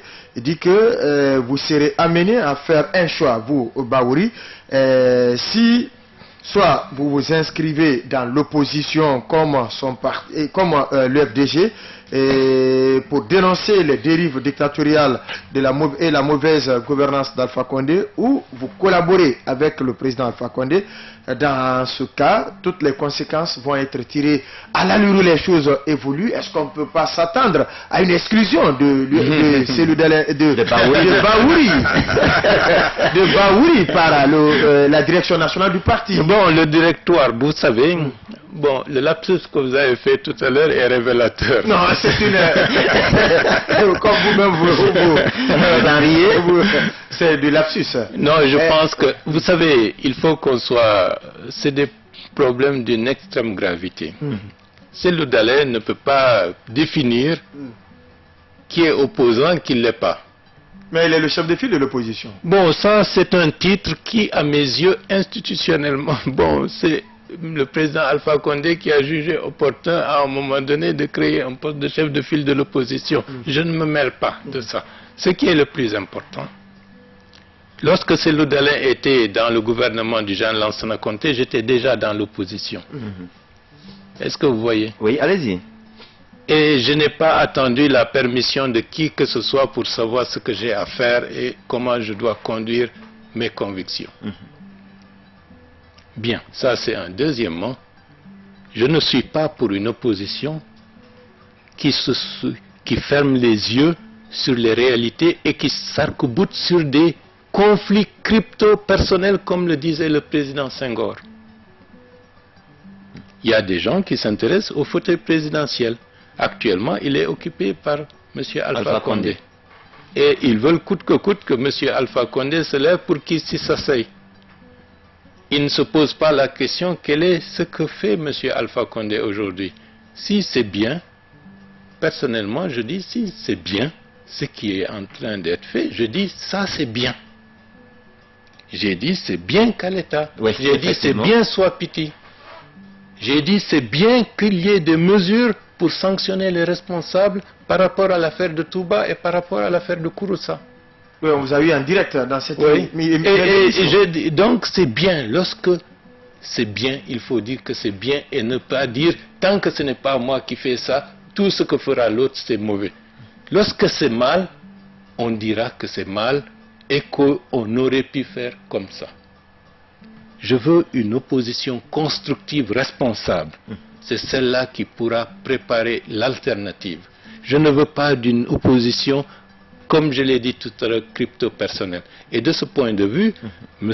Dalein doit souffrir d'entendre Bahouri. Bahouri est de l'opposition démocratique et il veut faire émerger une opposition constructive, responsable et ouverte. Ça, c'est mon travail et je le ferai. Je ne veux pas d'une opposition ringarde, une opposition qui fige les situations. Ah, il a tel nom, donc il doit être ceci, il doit être ceci. Non, je veux aller au fond des choses pour que la politique gouvernementale, ce n'est pas parce qu'elle est menée par M. Alpha Condé qu'il faut dire tout ce qui est fait est mauvais. Il y a des choses qui peuvent être bien faites, il y a des choses qui peuvent être mal faites. Pourtant, dans beaucoup de combats quand même de cette opposition, y compris l'UFDG, on a toujours dénoncé l'injustice, l'impunité, il faut la malgouvernance. Est-ce que tout cela ne suffit pas pour déclarer vraiment ou pour présenter la position de l'opposition? Non, ce n'est plus suffisant. On a vu des oppositions un peu partout en Afrique. Dès que quelqu'un d'autre est au pouvoir, on dit c'est la malgouvernance, c'est ceci et cela. Ça devient des mots, des slogans. Qu'est-ce qu'il y a derrière? Et vous me permettez de faire des comparaisons. Lorsqu'on dit que la gouvernance de M. Alpha Condé est antidémocratique, est-ce que nous, dans notre gestion de notre propre parti, nous fonctionnons de manière démocratique? Est-ce que nous, dans notre propre fonctionnement, dans notre propre institution, nous ne commettons pas encore des fautes qui riment avec malgouvernance, avec antidémocratie, etc., etc. Donc, il faut mettre les mots à leur place. Et c'est pour cela que je veux être cohérent. Si je critique M. Alpha Condé, je veux être exempt de la critique que je formule. Parce que sinon, ça n'a pas de sens. Si je critique ce que moi-même je fais, c'est que je manque de rigueur, je manque de cohérence, je manque de... L'UFDG, c'est le seul parti qui a organisé le congrès électif de tous les bureaux. Bon, si on va au fond des choses... Attendez. Le RPG n'a pas organisé. Attendez, n'allons pas trop en besogne. Si on rentre dans ce débat, il y a des militants de Wanindara, de Ratoma, etc. Ils savent comment les choses sont faites. Il y a eu beaucoup de choses qui ont été très mal faites. Et beaucoup de frustration demeure dans les quartiers parce que les choses... L'œuvre humaine n'est jamais parfaite. Bien. Ceci dit, j'ai été l'un des moteurs de la réorganisation de l'UFDG 2007-2008. Il y avait des critères, il y avait un processus et ça a permis à l'UFDG d'asseoir des bases solides. Mais ceci dit, pour ne pas perdre tolérance. La tolérance veut dire d'abord qu'il y ait justice. Peut-on vomir sur moi? Peut-on salir la mémoire des personnes? Et on me dit après tolérance. Peut-on m'insulter du jour au lendemain et après on dit tolérance? Peut-on parler d'unité alors qu'on exclut des gens? On fait un certain nombre de déclarations qui sont des déclarations qui sont totalement irresponsables. Qu'ils me donnent les 200 000 euros dont ils parlent, qu'ils les sortent. Ça, c'est salir, c'est la diffamation. Et je vais réfléchir avec apparemment, ça vous met en colère, là, quand on parle de ces 200 000 euros. Non, parce que c'est une volonté de nuire. Ternir votre image. Ternir l'image et salir. Ce que dans ce pays, beaucoup de gens, jusqu'à présent, pour aller plus en profondeur, beaucoup de gens ont été salis dans ce pays et jusqu'à présent, leur mémoire n'a pas été lavée. Les victimes du premier régime. Avant-hier, j'étais à la cérémonie de la pose de la PS. Vous avez même été ancien ministre de la Réconciliation nationale. Bien entendu. Il y a beaucoup de choses... Un autre quelque chose évoqué, que le ministère de la Réconciliation est créé pour que Bahouri revienne à son poste. Ça a été dit, hein? Oui, bon... Oui, avant ça, vous disiez que vous étiez... Il y a des mémoires qui ont été salies, vous étiez à la pose de la PS. Cela veut dire, lorsqu'on examine notre passé, il y a beaucoup d'injustices qui ne sont pas encore réparées. Les victimes de beaucoup de périodes restent dans la solitude et vivent dans leur chair les blessures qui ne sont pas encore cicatrisées parce qu'il n'y a jamais eu une justice, une repentance et une réparation par rapport à ce qu'ils ont subi. C'est valable pour les anciens du premier régime. C'est valable pour tout ce que nous avons connu durant le régime du général Lansana Conté, y compris le 4 juillet 1985. Beaucoup de gens ont été piétinés uniquement parce qu'ils portaient un nom que d'autres ont considéré qu'ils étaient de l'autre camp. Il y a eu beaucoup de crimes comme ça dans notre pays et ça se poursuit jusqu'à présent. Il faut qu'on s'arrête. Il faut qu'on s'arrête. Même si une partie du combat de l'UFDG pendant votre absence, par exemple, c'était aujourd'hui contre l'exclusion. Je suis tout à fait d'accord, je suis contre l'exclusion. Je suis pour l'intégration. Je suis l'intégration. Tous les citoyens guinéens, et même au-delà des citoyens guinéens, chaque personne humaine qui vit en Guinée doit vivre en sécurité, en liberté et dans le respect de ses droits. L'invité ici dans ce studio et sur ce plateau, M. Bahouri, vice-président de l'Union des forces démocratiques de Guinée. Avec lui, nous sommes en train de faire la relecture de l'évolution sociopolitique du pays. Les auditeurs commencent à appeler déjà, ils auront leur temps d'antenne. On n'a pas encore fini d'éplucher les thématiques, vos priorités actuelles. Non, je suis revenu dans mon pays avec bonheur et avec beaucoup d'émotion. Beaucoup de gens que j'aimais sont morts entre-temps et je me ferai l'obligation d'aller saluer leur mémoire, y compris les victimes qui reposent à Bambetou dans les prochains jours. Donc je ferai ce tour au niveau de ma famille, au niveau des amis, au niveau de certaines personnalités. Pardon. C'est le premier acte que je ferai durant dans les prochains jours. Il était aussi prévu que vous rencontriez les coordinations régionales. Avant de rentrer, j'avais écrit aux 4 coordinations régionales pour leur exprimer mon souhait de les rencontrer, pour les remercier, toutes les 4, pour l'intelligence qu'elles ont eue par rapport à la situation actuelle et remercier le peuple de Guinée. Je ne saurais le répéter que je suis très heureux, malgré toute mon inquiétude. Avant les élections présidentielles du 11 octobre, j'avoue que j'étais extrêmement inquiet. Inquiet que la Guinée ne sombre dans le chaos après. Mais je suis très heureux que l'appel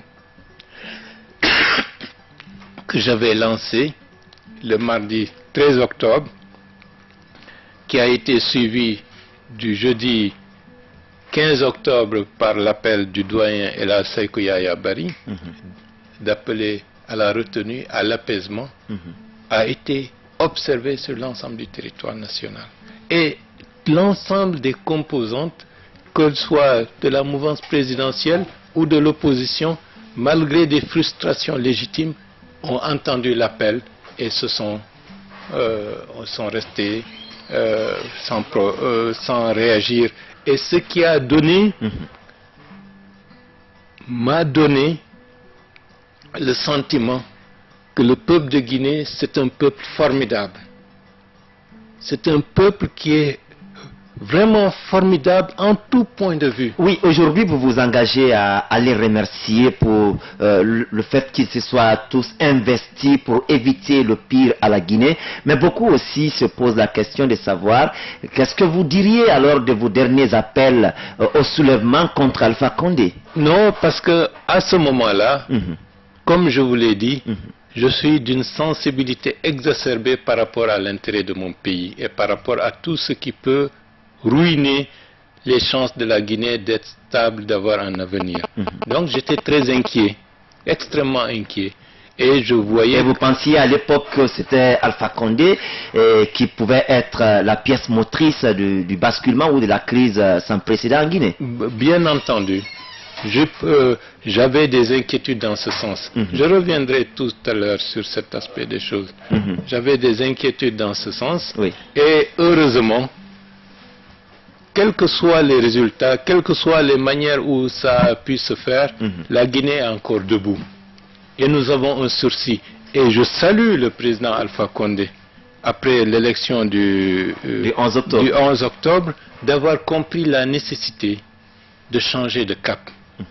Et je l'encourage vivement de maintenir le cap, parce que je sais qu'autour de lui, il y a des forces qui ont toujours voulu que la Guinée reste prise en otage d'un immobilisme qui nous a détruits.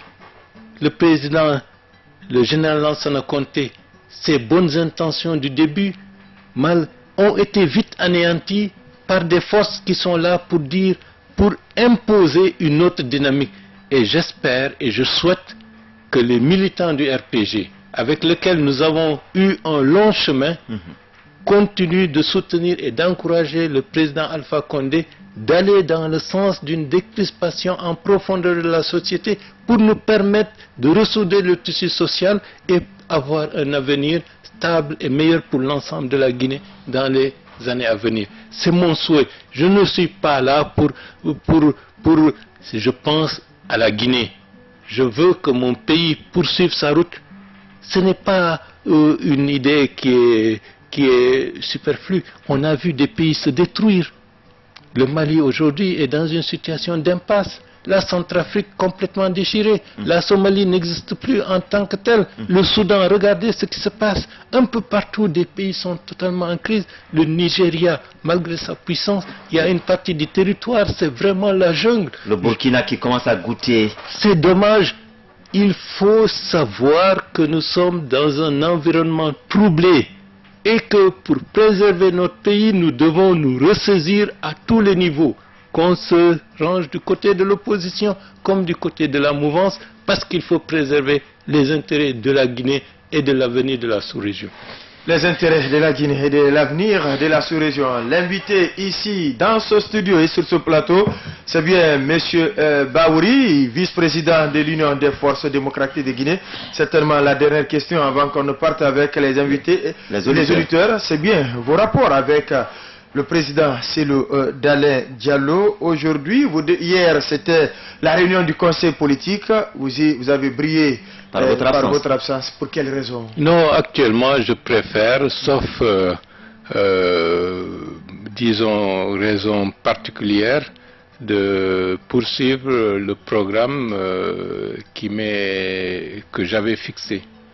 Je dois me reconstruire en rendant visite à des personnalités, à des personnes. Je dois renouer le contrat social avec l'ensemble de l'opinion guinéenne. Et donc je vous remercie à travers les ondes. Je renoue un pacte avec l'ensemble de la société guinéenne dans le contexte actuel. Qu'est-ce que je dis? Parce que je me suis tué pendant 3 mois. Ils ont entendu de toutes les choses de bonnes et de mauvaises sur ma personne. Ils ont entendu que j'ai été arrosé de 200 000 euros, etc., etc. Que je suis venu pour déstabiliser l'UFDG, que je veux être ministre, que je veux être ceci. La réconciliation nationale, c'est là que vous êtes collé encore. Et tout cela, ça n'a pas été. Donc reconnaissons au moins que ceux qui racontent des bobards, des mensonges, que les gens leur disent, mais vous avez dit hier il veut être ministre, il ne l'a pas été. Vous avez dit hier qu'il veut négocier pour lui seul, la preuve, ça n'a pas été le cas. Donc c'est de mentir et voyons les choses en face. Donc je renouvelle, je dois renouveler ce contrat social avec l'ensemble des Guinéens. Et vous arrivez à un moment où le prix du carburant à l'international a drastiquement baissé. En Guinée, jusqu'à présent, le gouvernement demande encore à la population de serrer la ceinture. De l'autre côté, la TVA doit aussi passer de 18 à 20%.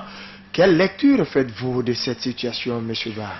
Je pense que tout cela fait partie, au niveau de l'ensemble des corps constitués et des institutions, de la nécessité que tout le monde sache quels sont les problèmes d'un pays, quels sont les problèmes d'un État.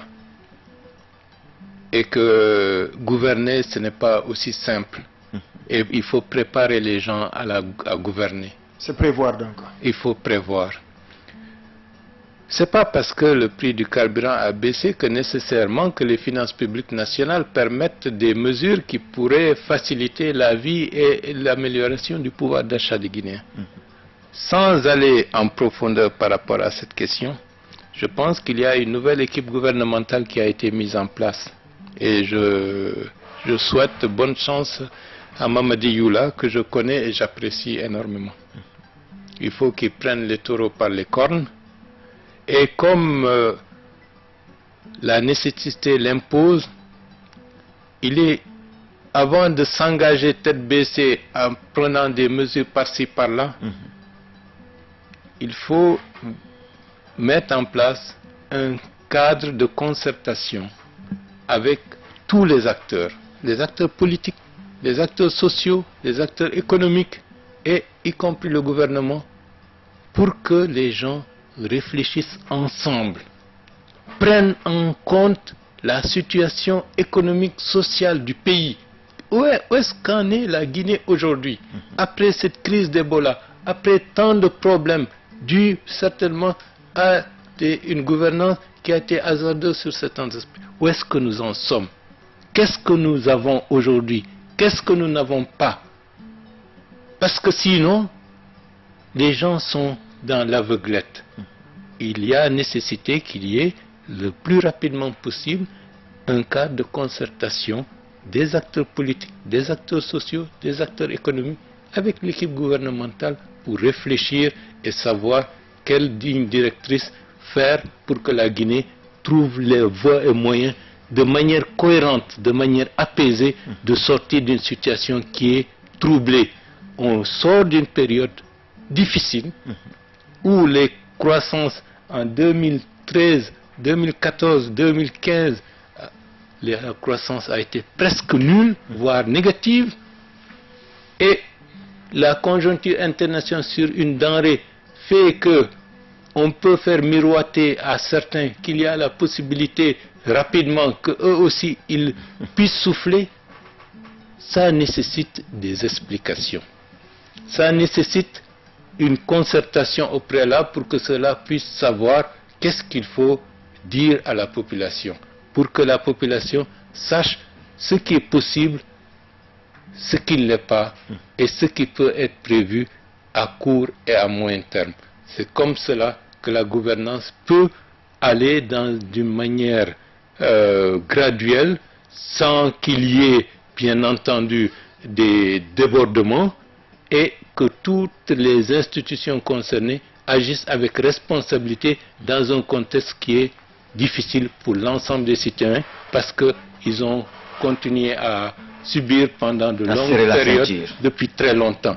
Et je comprends les attentes, je comprends les souffrances, je comprends les jeunes qui depuis très longtemps n'ont pas de travail, qui émigrent, qui meurent au fond de la Méditerranée. C'est difficile à soutenir parce qu'on voit qu'une bonne partie de notre force vive est en train de s'expatrier par tous les moyens possibles et inimaginables. Il y a nécessité que l'équipe gouvernementale qui est là mettre en place un cadre de concertation permanent entre les différents acteurs pour que nous puissions entrevoir un chemin pour la solution. Pour des solutions. Parce qu'il n'est pas évident, les meilleures solutions, on ne peut pas les avoir puisqu'il faut avoir tous les moyens possibles pour le faire, mais on peut avancer de manière responsable, de manière concertée pour que nous puissions continuer à évoluer dans le cadre d'une dynamique de stabilité.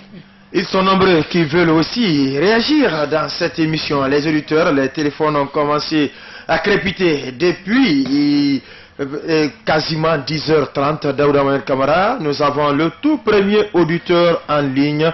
Allô, bonjour. Allô, bonjour, c'est vous allez bien? Ça va très bien. Je vous remercie, je suis Baya Madouri, je vous appelle de Dibreka Kemendi. Je dis bonjour à vos invités de jour, M. Ba. Bonjour. Merci. Je remercie M. Ba. Les militants, les sympathisants de l'UFTG sont très contents de votre retour. Merci beaucoup. Nous sommes très contents pour tous ceux qui sont contribués pour que vous soyez à la République, y compris le président de la République, pour qu'il ait élargi grâce aux autres qui restent dans la prison. Merci. Voici ce qui me préoccupe. Je vous recommande le tour suivant. Je ne vois plus grâce jamais quitter la l'UFTG. S'il y a quelqu'un qui va quitter l'UFTG, ce n'est pas vous. Et alors, s'il y a l'unité, c'est parce que vous avez fait de la guerre à des autres personnes. S'il y a de l'unité, qu'est-ce qui ne sait pas Baouri qui a cédé quelqu'un va céder pour Baouri. Quelqu'un a joué un rôle fondamental pour l'unité de l'UFTG pour que nous arrivions là où nous sommes. Il y a eu des hommes et des femmes qui ont perdu leur bien, qui sont en train de souffrir, handicapés à vie. Monsieur Ba, je voudrais vous regarder tout ce qui ont fait comme de mal. De regarder ça à côté, de continuer dans la même sens pour l'intérêt supérieur de l'UFTG tel que vous êtes en train de le faire. Parce que l'union, oui, on n'a pas besoin d'union dans laquelle on va finir les questions qui suivent. Non, très rapidement, vous avez 30 secondes, puisqu'ils sont nombreux qui veulent intervenir. Avec un sentiment de joie et de satisfaction. De dire à M. Ba, l'union c'est important. Mais l'union, ce n'est pas dans laquelle les poissons vont se mobiliser, le PFR va venir en plus. M. Ba, est-ce que si on vous propose le secrétariat permanent de l'UFTG, vous êtes chargé de tout ce qui tourne autour de l'UFTG, ce qui est chargé de politique, parce que la réforme est obligatoire, il faut comprendre. Le patron de crise au sein de l'UFTG. Monsieur Amadou Barry, il souhaiterait vraiment être en face de M. Baouri. Alors qu'ils sont nombreux qui veulent intervenir.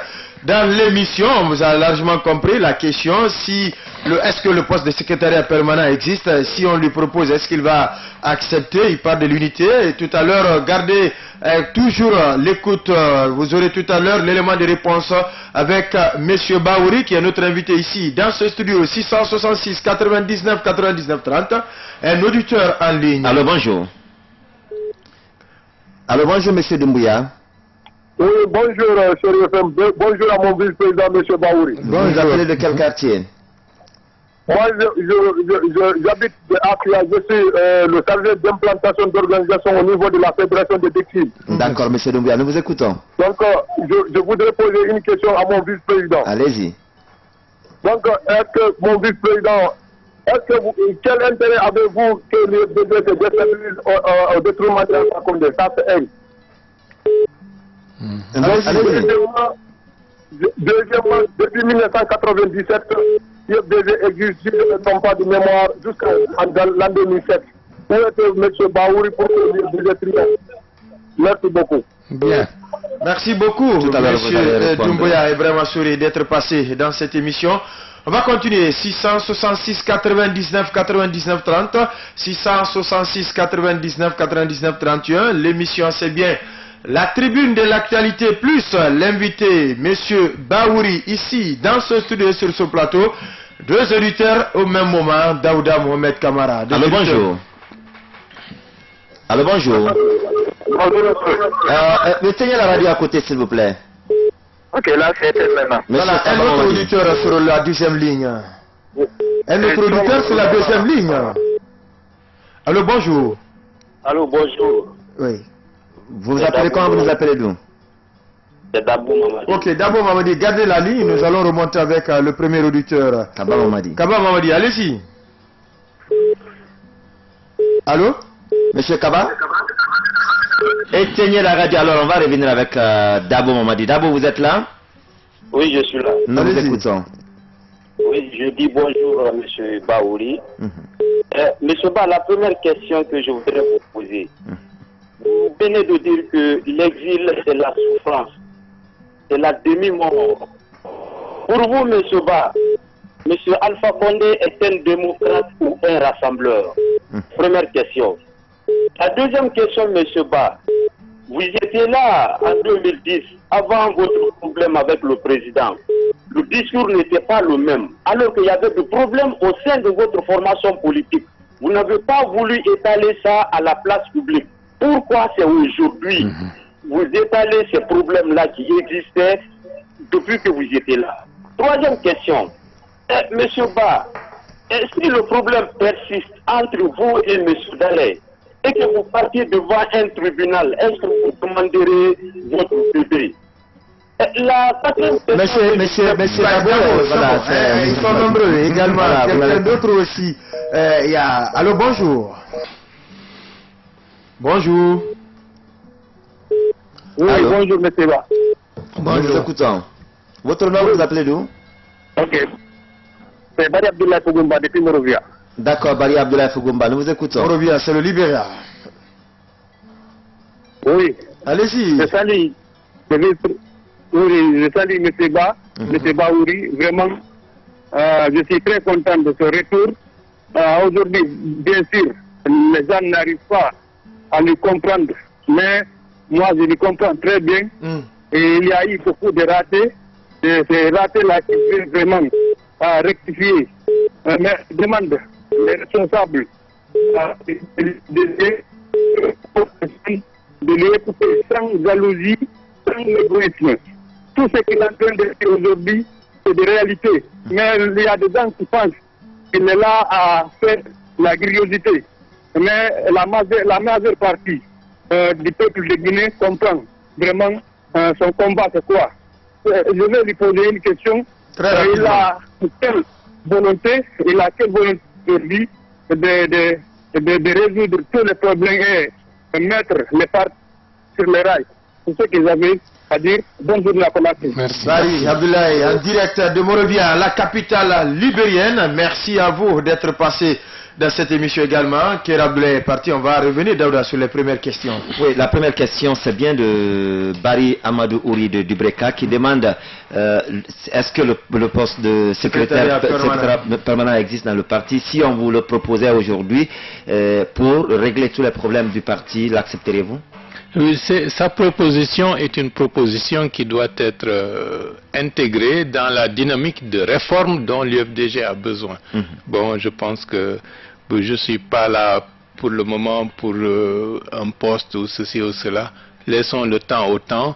on va penser à réformer en profondeur l'UFDG pour que sa gouvernance soit en adéquation avec nos aspirations et nos besoins. On le fera. Monsieur Doumbouya qui demande quel intérêt auriez-vous à la déstabilisation de l'UFDG au profit de Alpha Condé aujourd'hui? Bon, ceux qui racontent que je cherche à déstabiliser l'UFDG, ce sont des antidémocrates qui veulent protéger leurs privilèges, entre guillemets, leur position actuelle, en se disant « Ah, l'arrivée de Bahouri va nous déranger, il va, etc. » Donc, ils ont peur. Ils ont peur. Et s'ils étaient dans une situation sereine, ou s'ils avaient géré correctement les choses, ou s'ils n'avaient pas à se reprocher un certain nombre de dysfonctionnements graves, ils n'auraient pas à avoir peur. D'accord. Sa deuxième question, toujours de M. Doumbouya. Où étiez-vous Le parti existe depuis 1990. Le parti a progressé. Où étiez-vous depuis un certain temps pour permettre au parti d'avoir aujourd'hui la cote sur toute l'étendue du territoire qu'il a aujourd'hui? Bon, je pense qu'il ne connaît pas l'histoire de l'UFDG. Parce que de 1997 à 2007, 2005, 2006, 2007, les mouvements sociaux, qui sont les acteurs qui ont fait que ce pays a, dans l'ensemble, changé le cours de notre histoire.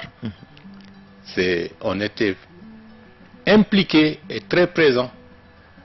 Après 2007, 2008, 2009, l'UFDG, on ne peut pas dire que 2007, après que El Asselo est venu, Bahouri a cessé d'exister, alors que c'est à ce moment-là que j'ai existé encore davantage.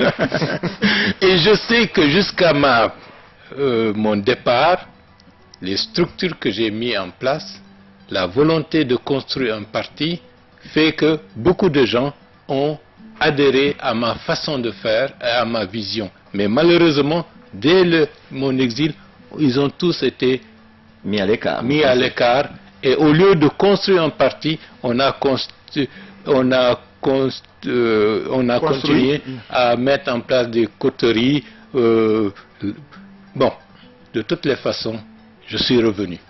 Je suis revenu pour nettoyer à la maison, comme vous l'avez annoncé. Je suis revenu et reprendre le travail là où on l'avait laissé pour faire de l'UFDG un parti moderne, un parti structuré, un parti qui va mettre de côté toutes ces déviances. En ce qui concerne la gestion du patrimoine, en ce qui concerne les stratégies politiques, en ce qui concerne la formation de ces militants, en ce qui concerne l'émergence d'une nouvelle relève qui pourra nous permettre d'avoir la possibilité demain de gouverner dans la stabilité, dans l'équité et dans une profonde transparence pour que la Guinée puisse continuer. Est-ce qu'à vos yeux aujourd'hui, c'est Dabo Mamadi qui pose cette question, est-ce qu'à vos yeux aujourd'hui, Alpha Condé est-il un démocrate, un rassembleur ou un dictateur? Oui. Bien. Vous savez qu'en politique, il y a des événements qui transforment les hommes. Monsieur Alpha Condé, du premier mandat, je me suis opposé à Alpha Condé de manière nette par rapport à la manière dont il a géré le pays. À partir du moment où on s'est rencontrés, qu'on a échangé, j'ai compris une volonté à son niveau d'aller dans le sens d'une décrispation politique, d'une modernisation de ce pays, avec les moyens qui sont à sa portée. Je ne peux pas fermer les yeux sur cette volonté exprimée qui s'est traduite par des actes politiques majeurs que je salue. Je serais un parfait imbécile de fermer les yeux et de dire « Monsieur Alpha Condé, je suis opposant, tout ce qu'il fait est mauvais, tout ce qu'il fait est mauvais ». Non. Il exprime une volonté de réforme et de changement du pays. Je le soutiens dans cet effort à ma place en faisant émerger une opposition constructive et responsable. Et je veux que l'épine dorsale de cette opposition constructive et responsable soit l'UFDG. D'accord. vous évoquez aujourd'hui beaucoup de problèmes qu'a traversé ou que traverse l'UFDG. Pourquoi, avant votre exil, pourquoi tout le temps que vous étiez là, vous avez relevé tous ces problèmes, vous avez rappelé tout à l'heure certains. Pourquoi vous êtes resté silencieux et c'est maintenant que vous mettez tout cela à la place publique? Non, c'est bien. Bon, les jeunes, ils ne peuvent pas savoir. Ils croient que la politique de tic au tac, tu réponds immédiatement. L'interrupteur est là pour. Il y a le temps, il faut donner le temps au temps. Il faut donner le temps au temps. Comme le disait Mitterrand. En 2010, sortir un certain nombre de choses sur la place publique aurait été considéré comme déloyal vis-à-vis du candidat Cellou Dalein Diallo. Et on aurait taxé Bahouri de vouloir déstabiliser Cellou Dalein Diallo. Ça, c'est des dynamiques internes. Vous savez, lorsque vous travaillez avec quelqu'un, ce n'est pas du jour au lendemain que vous comprenez le fond. Comment il fonctionne, quelles sont ses intentions, quelles sont ses orientations. Vous apprenez à le connaître au fil du temps. Au fil du temps, j'ai appris à le connaître. De la confiance, d'une certaine mémoire qu'on avait de la personne, on se rend compte, est-ce que c'est vraiment la personne qu'on croyait connaître? Dans les faits, on se rend compte, parfois heureusement qu'on ne s'est pas trompé de casting, et parfois malheureusement, on se rend compte, après beaucoup d'expériences malheureuses, qu'on s'était littéralement même trompé. Si cela n'est pas encore arrivé, n'est pas en vue, si vous partiez aujourd'hui avec la crispation et qui vous conduirait devant un tribunal par exemple, demanderez-vous à votre bébé qui a lieu? Bon, vous savez, le temps judiciaire est une chose, le temps politique est autre chose. Et ce que nous sommes en train de faire, c'est une pédagogie politique pour que les gens s'approprient d'une institution qu'on est en train de forger. Dans ce combat, c'est une nouvelle gouvernance que nous voulons instituer au sein de l'UFDG. Et les militants de l'UFDG, à l'heure actuelle, sont en train d'apprendre que demain, quelqu'un qui sera à la tête de l'UFDG ne peut pas se permettre de dire « moi, moi, moi, moi, moi ». C'est fini ça. Et je me battrai pour que cela s'institue, que les militants se rendent compte que c'est eux le parti. Et c'est un effort parce que la mentalité dans notre pays, il suffit que quelqu'un soit chef quelque part pour qu'il considère tous les autres comme des moins que rien, il peut se permettre n'importe quoi. Non, une institution fonctionne selon des règles, des principes et tout le monde est associé à respecter ces règles. Mamadou Telly en ligne. Allô, bonjour Mamadou Telly. Allô, bonjour. Mamadou Chérif Diallo, je vais dire. Allô, bonjour. Depuis Kamayen, hein? Ouais, depuis Kamayen. Nous vous écoutons, monsieur Diallo. Salut, et bienvenue en Guinée. Je voudrais demander, M. Ba, pendant 7 ans, 8 ans, nous les auditeurs, on a trop battu pour M. Ba revenir en Guinée. Mais grâce à l'Égyptien Dalein, parce que leur combat, il nous reconnaît. J'ai écouté un de mes amis, Amadou Kenende. Chaque fois, il ne parle pas dans le média. Vous connaissez, il s'en parlait, Mme Fatou Badia. Mais aujourd'hui, je voulais humblement demander à M. Bahouri de régler le problème amiable entre vous. Le média, beaucoup de personnes qui nous écoutent, malgré on connaît comment on l'a combattu, malgré comment ils ont fait ici. Mais moi je demande humblement, parce que moi si quelqu'un me demande est-ce que M. Bahouri, je vais lever la main à haute voix et l'air beaucoup M. Bahouri. Mais je demande humblement, entre vous et la Gisèle, je vous demande pardon, allez régler le problème l'amiable entre vous. Tout ce que le cadre a fait vous, je vous demande pardon, allez régler l'amiable. Parce que les ennemis qui l'écoutent comme ça, je vous demande humblement, on a trop combattu. Personne ne donne le crédit dans notre téléphone de nous parler chaque jour dans le média. 35 000 par jour, tous les auditeurs, 44 membres. 35 000 par jour. Si vous venez, allez parler encore de nous retourner en arrière. Moi, je ne serai pas. Je vous demande de vous humblement d'aller régler le problème sans délai. Voilà, on vous a compris, Mamadou Chérif Diallo, un des auditeurs à cette émission, la tribune de l'actualité plus 666 99 99 30. 666 99 99 31. Nous avons un auditeur en ligne, le téléphone crédit. Bari Mamadou de Madina, bonjour. Ibrahima, je vais dire. Bari Ibrahima, bonjour. Il est déjà parti. 666 99 99 30. Alors, Mohamed Zidane, bonjour. Bonjour, oui. Allez-y, très rapidement. Bonjour, l'audience politique est de retour dans son pays. Merci. Je vous demande de prendre toujours votre disposition et aller très loin parce que nous voulons une... Zidane aussi est déjà parti. Malheureusement, un autre auditeur sur l'autre ligne. Allô, bonjour. Il est parti lui aussi. 666 99 99 30, un auditeur. Allô, bonjour. Allô, bonjour. Bonjour. Votre nom, vous appelez du monsieur? Je m'appelle Diallo Linsan, je vous appelle depuis Afrique. Diallo Linsan, vous dites? Oui. Nous vous écoutons. Aïe, monsieur Diallo Linsan aussi est un autre parti. auditeur. Un autre aussi qui rentre. Allô, bonjour. Oui, bonjour. Votre nom, vous appelez d'où? Amadou Kamara. C'est qui? Tcherno Amadou Kamara. Tcherno Amadou Kamara, nous vous écoutons. Je voudrais juste demander à M. Ba d'être très cohérent dans ses propos parce que il est tout de suite à dire moi. Il utilise tout le temps le pronom personnel je. Pendant tout ce périple de votre débat, je l'ai suivi attentivement, mais il utilise toujours je. Cependant, le parti, c'est pour tout le monde, c'est pas pour une seule personne, je crois. Donc, s'il veut être un parti, comme il le souhaite le dire, comme il le souhaite à le dire, que... Malheureusement, il est parti. Il est parti aussi. Et on va rappeler les stands pour avoir certainement le dernier auditeur au compte de l'émission. 666 99. On a un auditeur en ligne. Allô, bonjour. Il est parti. Non, il y a un autre en ligne également. Allô, bonjour. Alors, bonjour. Votre nom, vous appelez d'où?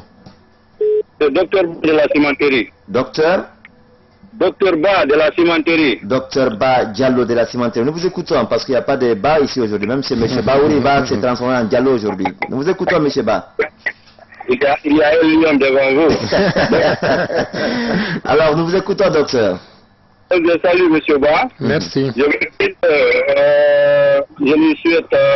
lui dis welcome back. Thank you. Je veux dire à M. Ba que nous sommes faits avec vous, mais il faut qu'on pense à beaucoup de choses. Et il ne faut pas qu'on arrive à pardonner, par exemple, M. Al-Fatoni, d'avoir orchestré à ce que nous avons perdu cette personne. Et on n'arrive pas à pardonner et pas signer de pétition. Je ne suis pas là pour polémiquer.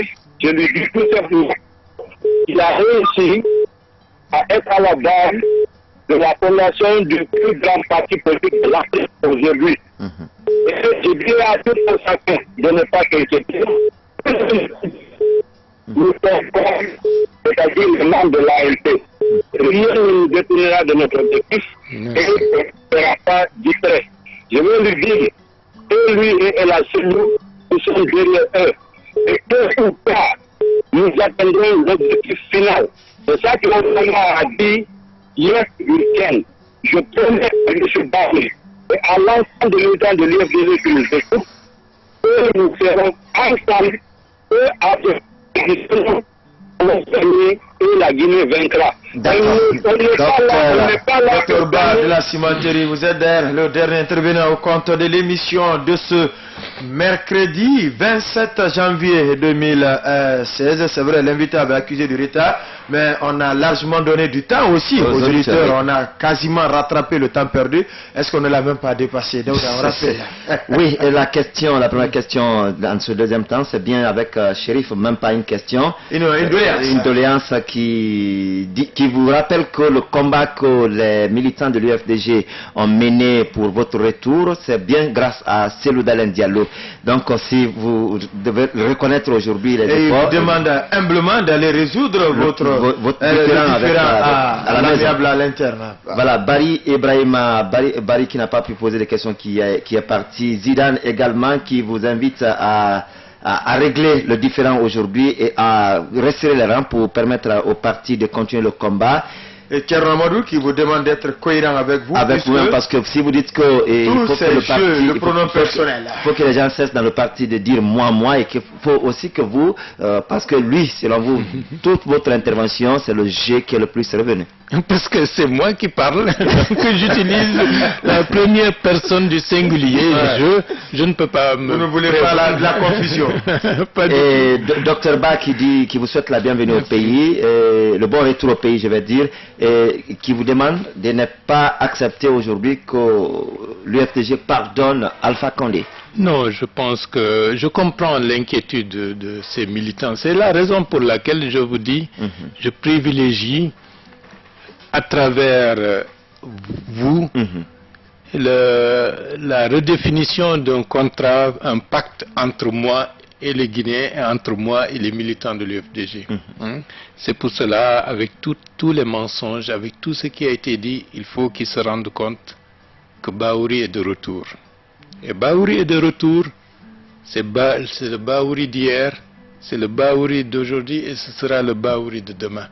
On veut un pays moderne, un pays démocratique où les droits de tous les citoyens seront respectés, où l'injustice sera punie et l'équité sera la chose qui sera le plus mise en avant. Donc, et je rêve, j'ai toujours rêvé et je continue de me battre pour que le parti pour lequel nous sommes en train de nous investir, l'UFDG, soit un grand parti. Soit un parti qui va survivre à notre propre destinée et qui sera une véritable institution. Et que le siècle prochain, comme l'UFDG sera toujours présente, comme l'ANC, comme le Parti démocrate américain, comme tant d'autres, avec une culture politique, avec une gouvernance, nous souhaitons la plus en adéquation avec les intérêts des populations guinéennes, avec une vision de la Guinée et une vision du monde qui puisse nous projeter notre pays en avant. C'est de ça que je rêve.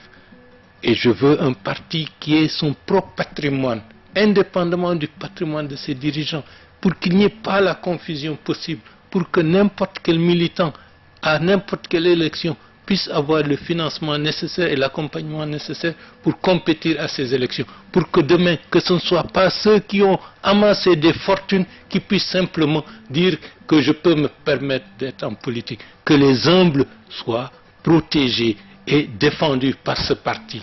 C'est à cela que je me bats. Une autre vision de Martin Luther King, I have a dream. I have a dream, I think we will win. Le mot de la fin. Je suis heureux d'être avec vous. On a souvent parlé à distance. Certains visages, je ne les reconnaissais pas. Maintenant, c'est avec bonheur que je suis en face de vous. On se côtoie. Et nous souhaitons vraiment que les choses puissent aller de l'avant pour notre pays. Et que les méthodes gouvernementales et les méthodes politiques évoluent, se modernisent, se civilisent, pour que les Guinéens puissent avoir confiance en l'action politique. Parce qu'on en a besoin et que les jeunes ne désespèrent pas. Et ça, c'est notre travail à nous tous. Et le reste, on fera le maximum pour que les choses avancent. Pour les militants de l'UFDG, je leur dis, mon retour signifie la renaissance de l'UFDG.